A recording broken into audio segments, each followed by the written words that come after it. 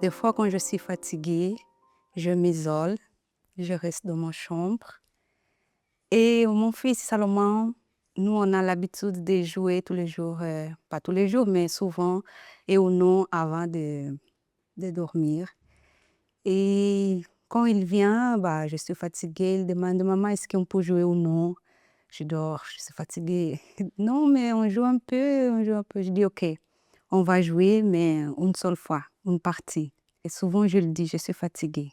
Parce que j'ai fait ça, j'ai une journée un peu compliquée, bah, je voulais me reposer. Mais comme c'est un enfant, il ne comprend pas que bah, maman est fatiguée. Il dit: «Mais on joue un peu, maman, s'il te plaît». Bah, je suis obligée de jouer pour le laisser tranquille. Quand je dis on fait une partie, bah, il accepte, il fait une partie, on fait une partie, et après il part, il va se coucher. Eh ben, moi, je trouve que déjà elle a très bien fait d'expliquer sa fatigue. Parce que oui, être maman, c'est fatigant et qu'effectivement, donner un petit peu un emploi du temps à l'enfant en expliquant qu'effectivement ce soir on va faire plutôt ça dans son rituel, diminuer. C'était une bonne façon, je pense, effectivement de ramener, du calme et de permettre effectivement un endormissement de qualité en restant dans un rituel, mais d'adapter effectivement le temps du rituel à la fatigue de maman pour, que ce soit un moment, qualitatif. Peut-être, favoriser son autonomie en faisant que certains de ces rituels soient, faits par lui-même à côté avec la présence du parent, mais effectivement pour réduire le temps si, ça devient, trop long pour le parent et puis pour la charge quotidienne.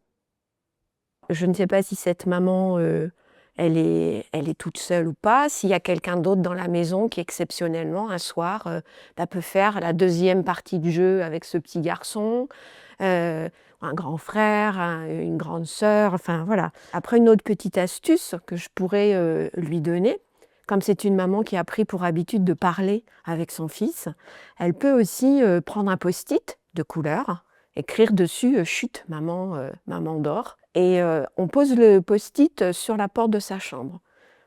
Et comme ça, l'enfant, même si c'est après la partie de jeu, il va comprendre que si elle post-it, OK, maman elle a besoin de repos. Il fait l'association entre la couleur, le post-it et le besoin du repos de maman, et normalement, il ne frappe pas à la porte pour rentrer.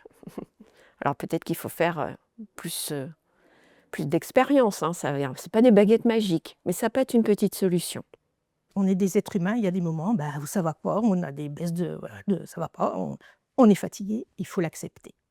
C'est pas une honte, c'est pas, on n'a pas à être coupable, on a à s'écouter. Après, qu'est-ce qu'on fait de cette fatigue? Comment on l'analyse? Est-ce que c'est une fatigue passagère, comme il nous arrive parfois? Est-ce que c'est une fatigue qui s'installe ou on arrive, alors plus que de la fatigue, des fois ça s'appelle de l'épuisement. Et là, on a besoin, comme souvent en tant que parent, de pouvoir se reposer sur l'autre parent. On dit: «Écoute, là, je peux plus». On a le droit de dire: «Je n'y arrive plus, je ne peux plus». Ce n'est pas un signe de faiblesse. J'entends beaucoup de parents dire: «Mais voilà, il faut que je sois forte, je ne peux pas être faible». Non, je n'y arrive plus, prends le relais. Parents, grands-parents, le réseau doit prendre le relais à un moment donné pour qu'en tant que parent, femme ou homme, on puisse retrouver sa force intérieure par, heu, parce qu'on aime faire, des passe-temps, d'un loisir, voilà, quelque chose qui nous ressource pour qu'on soit de nouveau nous-mêmes, sans faiblesse ni colère, mais nous-mêmes face à nos enfants et qu'on puisse y répondre le mieux possible.